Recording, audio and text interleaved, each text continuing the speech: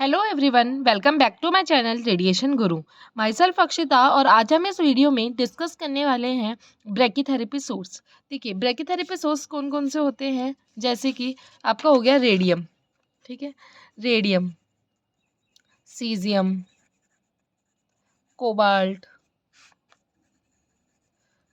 इरेडियम and iodine. ये आपके brachytherapy source है। तो इस वीडियो में हम इनकी डिटेल स्टडी करने वाले हैं, कौन सा सोर्स किस तरीके से आता है, किस तरीके का बना हुआ होता है। तो देखिए, ये अवेलेबल रहते हैं किस किस फॉर्म में, tube, needle, ribbon, wires and pellets की फॉर्म में। ठीक है, ये कैसे होते हैं, देखिए tubes, tube, needle, ribbon, wire and pellets. Tube कुछ इस तरीके की होती है जिसमें दो रेडियो एक्टिव सोर्स होते हैं।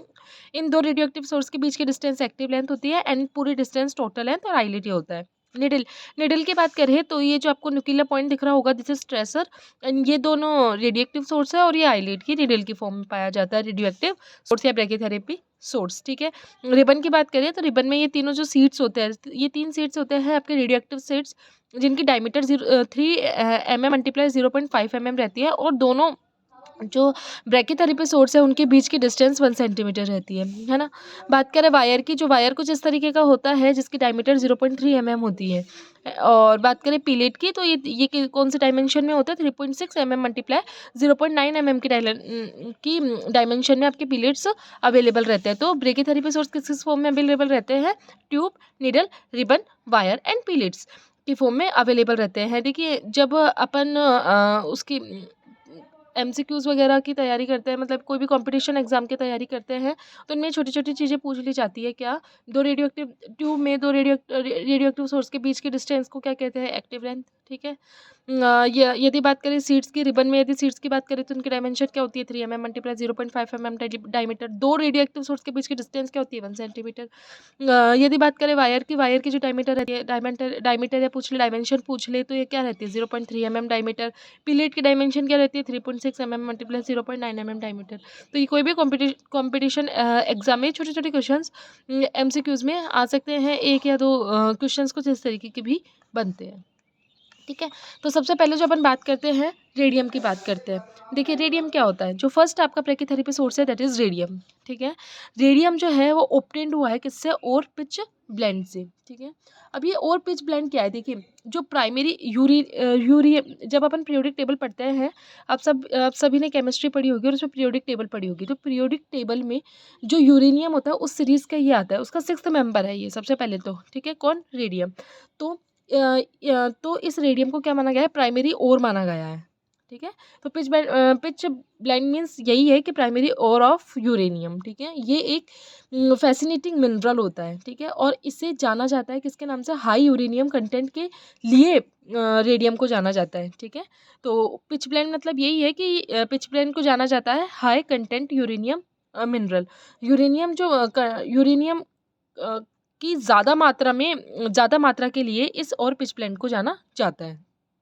ठीक है, किसके लिए जाना जाता है, high content, high uranium content, uranium के हाई कंटेंट के लिए और पिच ब्लेंड को जाना जाता है, और इसी से कौन ऑब्टेंड होता है, रेडियम। ठीक है, बात करें रेडियम की डिस्कवरी किसने की थी, तो मैरी क्यूरी ने इसकी डिस्कवरी की थी। ठीक है, जो रेडियम है, मैंने आपको अभी बताया था कि पीरियोडिक टेबल में जो यूरेनियम सीरीज है उसका 6th मेंबर है। ठीक है, जब हम रेडियम का डिके करते हैं, तो रेडियम 222 में डिके होता है इसका, और इसी के साथ ये अल्फा, बीटा या गामा रेडिएशन को एमिट करता है। देखिए, इसके डिके की यदि अपन ये देखें तो अल्फा डिके के हिसाब से इसका जो डिके होता है, ये रेडियम है, जिसका एटॉमिक नंबर है 88, एटॉमिक मास नंबर है 226। जब ये डीके होगा तो एटॉमिक नंबर जो है वो तो सेम रहेगा, और रेडोन गैस में ये हो जाएगा, और इसका एटॉमिक जो मास है उसमें डिफरेंस आ जाएगा 4 का। ठीक है, तो इस वजह से एटॉमिक मास में 4 का difference, to alpha and gamma radiation. ठीक है, इनको एमिट किया इसने, और अल्फा डीके से इसका क्या हो गया, डीके हो गया, किसमें हुआ, रेडोन 222 में। ठीक है, radium is provided with 0.5 platinum to filter alpha and beta particle. Alpha and beta particle को फिल्टर करने के लिए रेडियम को 0.5 प्लेटिनियम प्रोवाइड किया जाता है। ठीक है, तो रेडियम का जो एटॉमिक मास है वो 226 होता है, एटॉमिक नंबर 88 होता है। ये हाफ लाइफ बहुत इंपॉर्टेंट है, जो एमसीक्यूज में पूछी जाती है आपके, जब कंपटीशन एग्जाम के किसी भी चीज़ की तैयारी करते हैं तो आपसे पूछ लिया जाता है क्या कि जो रेडियम है उसकी हाफ लाइफ कितनी होती है। हाफ लाइफ तो कितनी होती है, 1622 ईयर्स इसकी हाफ लाइफ होती है। जो एवरेज एनर्जी, जो गामा एनर्जी होती है, एवरेज एनर्जी बोले तो रेडियम की 0.83 MeV होती है। ठीक है, एक्सपोजर रेट कॉन्स्टेंट है, जो एक्सपोजर रेट कांस्टेंट है वो 8.25 रॉन्जन centimetre square per milli Curie hover होती है। ठीक है, ये एक्सपोजर रेट कांस्टेंट हो गई। ये ऑल अबाउट रेडियम के बारे में हम यहाँ पर बेसिक चीज़ें बात कर रहे थे। एटॉमिक मास ही हमें सबके लिए लिखना है, सारे जितने भी ब्रैकेथेरेपी सोर्स है सबके लिए, atomic mass, atomic number, half life, average energy, exposure rate constant, सब। उसके बाद हम बात करें, radium is basically radium sulphate और chloride in the form of powder kept in cells with a filter material. बिल्कुल, क्या कि जो रेडियम है वो रेडियम सल्फेट या क्लोराइड की फॉर्म में होता है, पाउडर फॉर्म में होता है, जो फिल्टर मटेरियल के साथ सेल्स में रहता है। ठीक है, उसके बाद जिस सेल्स में आपका रेडियम रहता है, ये सेल्स को हमें लोडेड करते हैं प्लेटिनियम शीट्स में, जिससे जो अनवांटेड जो बीटा रेज है उनको ये एब्जॉर्ब कर ले। ठीक है, और फिर उसे अगेन सील कर देते हैं ट्यूब या निडल्स के फॉर्म में। मैंने आपको बताया था ना ब्रैकेथेरेपी सोर्स किस किस फॉर्म में अवेलेबल होते हैं, tube, needle, ribbon, wire and pellet. तो उसी तरीके से इसमें हम पहले प्लेटिनियम शीट में इसको लोड करेंगे। क्यों प्लेटिनियम शीट में क्यों लोड करना पड़ता है, ताकि जो बीटा रेज है, जो अनवांटेड, जिसे हम यूज़ नहीं करेंगे, जो अनवांटेड है, अननेसेसरी है, उनको ये एब्जॉर्ब कर लेता है और उसे अगेन सील कर लेंगे हम ट्यूब या निडल्स की फॉर्म में। ठीक है, radium is abandoned and not used in hospital nowadays. Actually क्या हुआ ना, जो आपकी रेडियम है, मैंने आपको बताया था, वो रेडोन गैस को क्या करती है, डीके करती है। ये रेडोन गैस आपकी बॉडी में रेडोन गैस जो आपकी बॉडी में टॉक्सिक रहते हैं। ठीक है, तो इसकी वजह से इसे क्या कर दिया गया, बैन कर दिया गया। ठीक है, हॉस्पिटल में, तो इस वजह से इसे हॉस्पिटल में आज के टाइम में यूज़ नहीं लिया जाता है। क्यों? क्योंकि ये रेडोन गैस को एमिट करता है, जो कि हमारी बॉडी में टॉक्सिक रहती है नेचर में। इसलिए रेडियम को क्या कर दिया गया, बैन कर दिया गया। ठीक है, तो ये सब था रेडियम के बारे में, जिसमें हमने उसका पढ़ा atomic mass, atomic number, half life, average energy, exposure rate constant. उसके बाद हमने ये देखा था कि जो रेडियम है, रेडियम को कौन सा डीके करती है, अल्फा डीके करती है, किस में करती है, रेडॉन गैस में करती है, जिसका एटॉमिक मास नंबर 222 होता है। ठीक है, इसमें हम रेडियम को किस फॉर्म में पाया जाता है, सल्फेट और क्लोराइड की फॉर्म में, पाउडर के फॉर्म में पाया जाता है, जिसमें हमें जिसे हम फिल्टर मटेरियल, मतलब जैसे फिल्टर मटेरियल क्या हो गया, प्लेटिनियम शीट, उसको कहाँ रखते हैं, सेल्स के अंदर रखते हैं। वो फिल्टर मटेरियल जो अपन यूज़ ले रहे हैं, प्लेटिनियम शीट को यूज़ ले रहे हैं, वो किस काम में आता है, कि जो बीटा रेज है उसको एब्जॉर्ब कर ले, इसी काम में आता है ना। ये हमने इसमें देखा। इसके बाद हमने देखा इसे हम क्यों यूज़ नहीं लेते हैं आज के टाइम में। ठीक है, तो सेकंड है सीजियम, जो आपका ब्रैकेथेरेपी सोर्स है सेकंड, वो है सीजियम। ठीक है, सीजियम 137 इसे बोलते हैं। ओके, तो caesium 137 is a by product of nuclear fuel reprocessing and it is separated from burned fuel rods. देखिए, जो सीजियम 137 है, ये बाई प्रोडक्ट होता है न्यूक्लियर फ्यूल रिप्रोसेसिंग का, न्यूक्लियर फ्यूल रिप्रोसेसिंग। ठीक है, उसका बाय प्रोडक्ट, मतलब जो साइड प्रोडक्ट होता है, बाय प्रोडक्ट होता है, वो सीजियम 137 होता है। ठीक है, और इसे जब फ्यूल रोड्स को बर्न करते हैं उसमें से अलग किया जाता है, क्योंकि ये बाय प्रोडक्ट है तो किसी न किसी में से अलग किया जाएगा ना। तो इसे जब हम फ्यूल रोड्स जो होती है उसे जब हम जलाते हैं, जब बर्न करते हैं, तो उससे अलग किया जाता है, किसको, सीजियम 137 को। तो ये कहाँ से ऑब्टेंड हुआ है, ये न्यूक्लियर फ्यूल रिप्रोसेसिंग से ऑब्टेंड हुआ है। ये एक बाय प्रोडक्ट है न्यूक्लियर फ्यूल रिप्रोसेसिंग का, और उसे फ्यूल रोड्स जब बर्नट होती है उसमें से अलग किया जाता है, किसको, सीजियम 137 को। ठीक है, उसके बाद हम बात करें, caesium is a toxic alkali material of low melting point. ठीक है, इसका जो मेल्टिंग पॉइंट होता है वो लो होता है, और ये भी क्या होती है, टॉक्सिक होती है, टॉक्सिक एल्कलाई मेटल होती है। सीजियम की बात कर रहे थे अपन।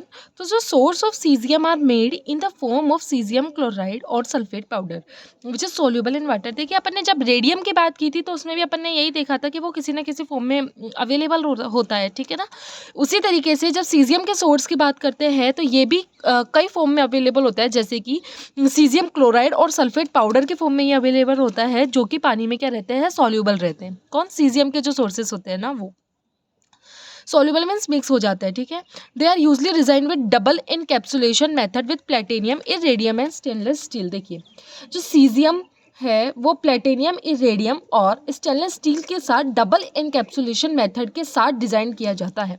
ठीक है। जो सीजियम है आपका डबल इनकैप्सुलेशन मेथड के साथ डिज़ाइन किया जाता है, जिसमें आपके प्लेटिनियम, इरेडियम और स्टेनलेस स्टील रहते हैं। ठीक है। अब हम यहाँ सबका डीके तो पढ़ेंगे ही, तो यदि हम सीजियम का डीके देखते हैं तो सीजियम का डीके बेरियम 137 में होता है। ठीक है। रेडियम का डीके हो रहा था रेडोन में और सीजियम का डीके होएगा बेरियम 137 में। बात करें सीजियम की तो इस तरीके से इसका डीके होगा। Okay. And beta minus decay इसमें होता है। ठीक है। उसमें जो रेडियम में हो रहा था वो अल्फा डीके हो रहा था और जो सीजियम में हो रहा है वो बीटा माइनस डीके हो रहा है। बात करें हम सीजियम की तो इसका जो एटॉमिक नंबर रहता है वो 55 रहता है। मास नंबर, जो एटॉमिक मास नंबर रहता है वो 137 रहता है। ठीक है। ये दो चीज़ तो आपको एक सीजियम के एटम से पता लग जाती है। देखिए जो ये रहता है वो atomic number and this is atomic mass number. ठीक है। तो एक्सपोजर रेट कांस्टेंट इसका जो रहता है वो रहता है 3.26 Röntgen centimetre square per milli Curie. और हाफ लाइफ है इसकी 30 ईयर, जो सबसे इंपॉर्टेंट रहती है। ठीक है। हाफ लाइफ इसके सबसे इंपॉर्टेंट रहती है 30 ईयर। किसकी? सीजियम की। जो एमसीक्यूज में पूछी जाती है कि सीजियम की हाफ लाइफ क्या हो सकती है, तो 30 ईयर। इसकी यदि हम फोटोन एनर्जी की बात करें तो इसकी फोटोन एनर्जी रहती है 0.662 MeV। इसकी स्पेसिफिक एक्टिविटी की बात करें तो 10 क्यूरी पर ग्राम। एंड ये देखिए मैंने आपको बताया था ना, ये एक बीटा एंड गामा एमिटर होता है। कौन? Caesium. It is available in the form of tube, pellets and needles. ये किसकी फॉर्म में अवेलेबल रहता है? ट्यूब, पिलेट्स और निडल्स की फॉर्म में अवेलेबल रहता है। ठीक है। इसकी जो डेप्थ डोज होती है वो वाटर में वो सेम होती है दैट ऑफ रेडियम। मतलब रेडियम की जो डेप्थ डोज थी वाटर में वही सेम रहती है सीजियम की भी डेप्थ डोज पानी में। ठीक है। It is good substitute for radium both in interstitial and intracavity application, especially in LDR। देखिए कई सारे MCQs में पूछा जाता है कि कौन सा ब्रैकीथेरेपी सोर्स LDR ब्रैकीथेरेपी के लिए है और कौन सा ब्रैकीथेरेपी सोर्स या radio active source HDR brachytherapy की है। HDR, LDR and HDR means low dose therapy radiotherapy and HDR means high dose radiotherapy. ठीक है ना। हाई तो LDR जो लो डोज रेडियोथेरेपी है उसके लिए स्पेशली कौन सा होता है? सीजियम। ठीक है। स्पेशली सीजियम में वैसे तो ये रेडियम का अच्छा सब्स्टिट्यूट है, मीन्स रेडियम को रिप्लेस करके हम सीजियम को ही लाए थे। और ये इंटरस्टिशियल इंटरकैविटी एप्लीकेशन के लिए दोनों के लिए सुटेबल रहता है। बट स्पेशली जो लो डोज रेडियोथेरेपी रहती है, LDR रहती है, उसके लिए बहुत ज़्यादा यूजफुल रहता है ये। ठीक है। It is less hazardous and as suitable half life. इसकी हमने हाफ लाइफ की बात करी तो 30 ईयर्स इसकी हाफ लाइफ है, जो कि बहुत ज़्यादा सुटेबल है। और लेस हजार्डियस मतलब कम खतरनाक है, कम डेंजरस है। ठीक है। अनोदर आइसोटॉप यदि हम सीजियम के आइसोटॉप की बात करें, अनोदर आइसोटॉप सीजियम 131। मतलब आइसोटॉप्स क्या होते हैं?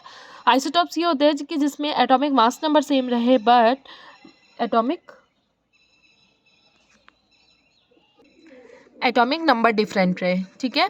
एटॉमिक नंबर डिफरेंट रहे दैट इज आइसोटॉप। तो जो दूसरा आइसोटॉप है सीजियम 137 का वो है सीजियम 131, जो कि करंटली यूज्ड होता है प्रोस्टेट इम्प्लांट्स। जब हम सीड्स को इम्प्लांट करते हैं रेडियो एक्टिव सोर्स के फॉर्म में, जब सीड्स को इम्प्लांट करते हैं तो उसके लिए सीजियम 137 का जो आइसोटॉप है सीजियम 131 उसे हम यूज़ करते हैं। ठीक है। तो इसमें हमने यही पढ़ा कि किस तरीके से ऑब्टेन किया जाता है। ये न्यूक्लियर फ्यूल रिप्रोसेसिंग के द्वारा ऑब्टेन किया जाता है। कौन? सीजियम। इसे कहाँ यूज़ किया जाता है? LDR में। ये किसका बीटा माइनस डीके से इसका डीके होता है, किस में होता है? बेरियम में। ठीक है। इसका एटॉमिक मास नंबर वगैरह ये सब हमने पढ़े सीजियम में। एंड थर्ड इज कोबाल्ट 60, जो बहुत इंपॉर्टेंट है ब्रैकीथेरेपी सोर्स के लिए। अब हम इसे पढ़ेंगे कि कोबाल्ट 60 को ऑब्टेन कैसे किया जाता है। देखिए कोबाल्ट 60 को ऑब्टेन कैसे किया जाता है। It is obtain from natural cobalt 59 wire. देखिए इसे हम नेचुरल फॉर्म में ऑब्टेन करते हैं। कोबाल्ट 59 वायर, मतलब कोबाल्ट 59 वायर होता है। मतलब कोबाल्ट का 59 क्या है मास नंबर, तो कोबाल्ट 59 वायर एक कोबाल्ट 60 का ही आइसोटॉप है। उसका एक वायर होता है जिसमें से हम कितने डायमीटर का वो वायर होता है? 1.0 mm डायमीटर का वो वायर होता है, जिसे हम which is cut into smaller length at is loaded into platinum, iridium और stainless steel tubes as per required length. ठीक है ना। तो उस वायर को हम स्मॉलर लेंथ में कट करते हैं। इसे कोबाल्ट 60 को कैसे ऑब्टेन कर रहे हैं वो चीज़ देखिए। कोबाल्ट 59 वायर होता है जिसकी डायमीटर 1 mm होती है। उसे हम स्मॉलर लेंथ में क्या करेंगे? कट करेंगे। ठीक है। उस स्मॉलर लेंथ में कट करने के बाद जो हमने कट किया उसको हम लोड करेंगे प्लेटिनियम इरेडियम में, जो कि एक फिल्टर मटेरियल होता है, या स्टेनलेस स्टील ट्यूब्स में क्या कर देंगे? लोड कर देंगे। उसके लेंथ के according, as per required length के अकॉर्डिंग हम या तो प्लेटिनियम इरेडियम में या स्टेनलेस स्टील ट्यूब्स में लोड कर देंगे जो हमने स्मॉलर लेंथ के वायर को कट किया उसको। ठीक है।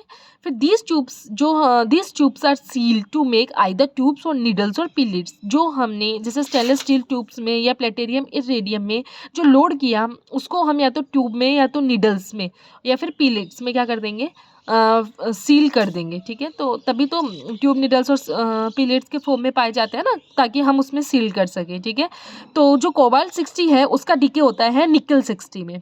ठीक है, तो देखिए कोबाल्ट 60 का डीके हुआ किसमें, निकल में, वही बीटा माइनस रेडिएशन को इसने एमिट किया। ठीक है, अब देखिए जो आपका सीजियम था वो मैंने बोला था एलडीआर सिस्टम्स के लिए, जो लो डोज रेडियोथेरेपी होती है उसके लिए यूज़ किया जाता है, जबकि एचडीआर सिस्टम में किसका यूज़ किया जाता है, कोबाल्ट 60 में। तो ये भी एक बहुत बेटर रेडियम का सब्स्टिट्यूट है, जिसे हम एचडीआर सिस्टम्स में यूज़ लेते हैं in the form of stepping source pellet की फॉर्म में यूज़ किया जाता है। किसको, कोबाल्ट 60 को। ठीक है ना, कोबाल्ट 60 को इसी तरीके से बनाया जाता है और कोबाल्ट 60 को एचडीआर सिस्टम्स में यूज़ किया जाता है। तो कोबाल्ट 60 की यदि हम बात करें तो हायर स्पीसीज की एक्टिविटी, जो स्पेसिफिक एक्टिविटी रहती है वो हायर रहती है, कितनी, 200 क्यूरी पर ग्राम। इसका जो एटॉमिक मास रहता है वो रहता है 60, atomic number 27, exposure rate constant 13.07 roentgen centimetre square per milli curie R. Half life जो देखिए सबसे इंपॉर्टेंट है कोबाल्ट 60 की हाफ लाइफ। जो कोबाल्ट 60 की हाफ लाइफ रहती है वो रहती है 5.26 ईयर्स। ठीक है, कितनी, 5.26 ईयर। देखिए ये बहुत सारे एमसीक्यूज में पूछा गया है, बहुत सारे कंपटीशन में पूछा गया है कि कोबाल्ट 60 की हाफ लाइफ कितनी रहती है, तो ये याद होनी चाहिए। कोई भी आपसे जनरल आके पूछ ले, ठीक है, आप वाइवा देते हैं ना, उसमें भी आपसे पूछ सकते हैं कि भाई कोबाल्ट 60 तो तुमने बहुत सुना होगा, बहुत अच्छा रेडियो एक्टिव आइसोटॉप्स है, बहुत अच्छा ब्रैकेथेरेपी सोर्स है, तो इसकी हाफ लाइफ कितनी होती है तो पता होना चाहिए ना। तो हाफ लाइफ कितनी होती है, 5.26 ईयर्स, किसकी, कोबाल्ट 60 की। ठीक है, इसकी फोटोन एनर्जी की बात करें तो इसकी फोटोन एनर्जी रहती है 1.25 एवरेज। ठीक है, एवरेज जो फोटोन एनर्जी रहती है 1.25 MEV।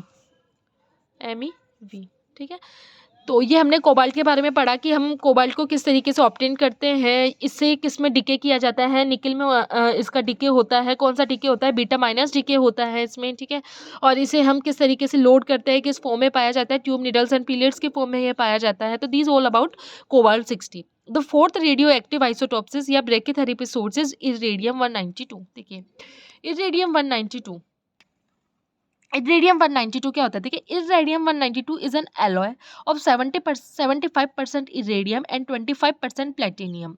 ठीक है, जो इरेडियम 192 है ये एक एलो मीन्स मिक्सचर होता है किसका, 75% तो इरेडियम का और 25% प्लेटिनियम का। तो ये दो चीज़ों से मिलकर बना हुआ है, इरेडियम से, खुद इरेडियम जो सबसे ज़्यादा मात्रा में पाया जाता है 75% एंड 25% प्लेटिनियम का भी ये बना हुआ है।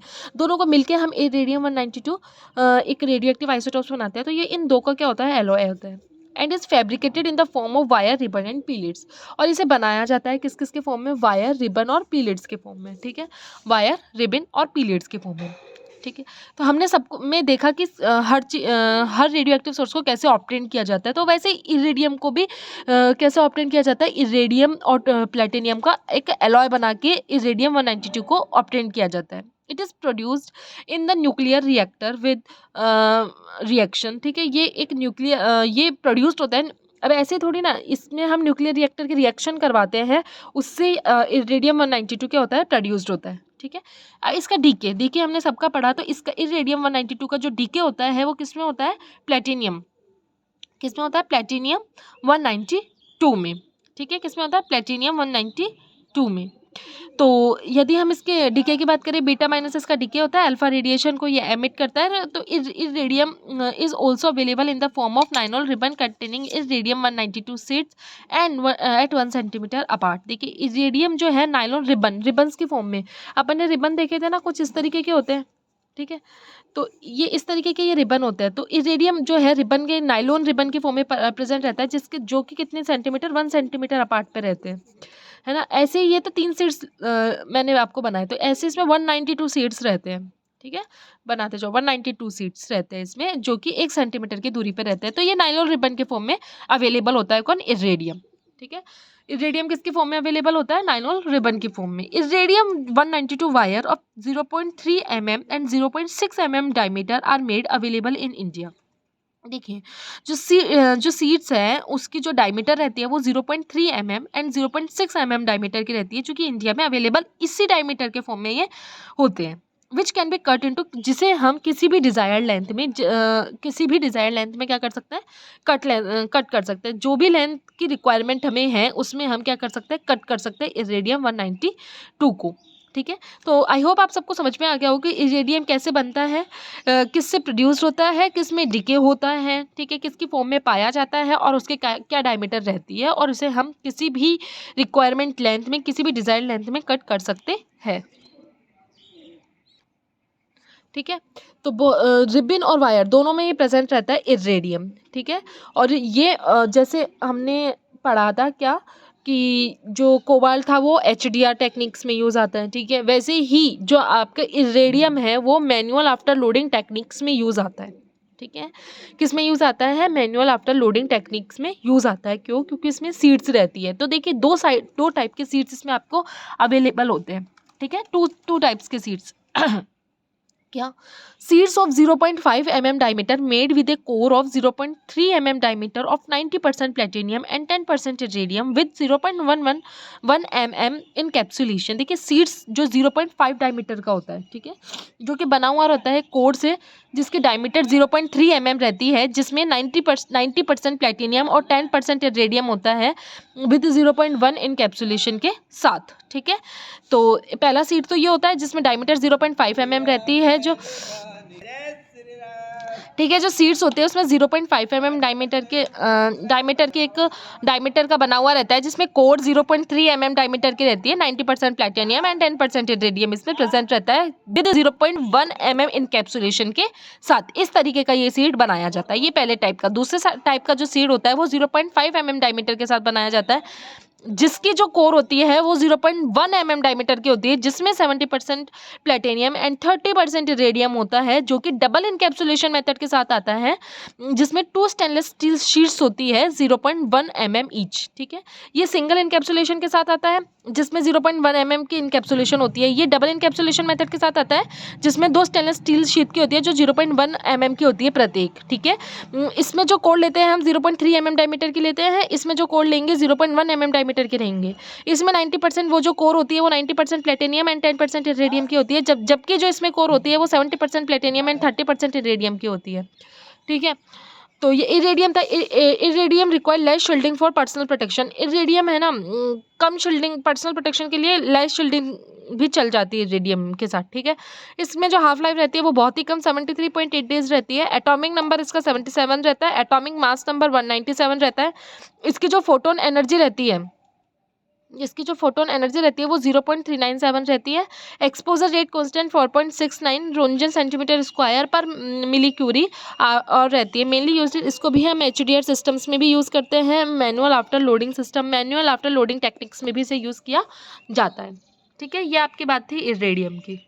लास्ट जो आपका ब्रैकेथेरेपी सोर्स है वो है iodine 125। Iodine 125 is used as seeds specially in prostate and ophthalmic brachytherapy. देखिए, जब हम प्रोस्टेट या ऑप्थेल्मिक ब्रैकेथेरेपी यूज़ करते हैं उसमें हम आयोडीन 125 को यूज़ लेते हैं एज अ शीट फॉर्म में। ठीक है, शीट्स की फॉर्म में ये 3 मॉडल्स में अवेलेबल रहता है, 6701, 6702, 6711। इन 3 फॉर्म में ये अवेलेबल रहता है, जिसमें से जो लास्ट वाला है 6711, ये आपका कंटेन करता है सिल्वर वायर को with silver iodide material on its surface.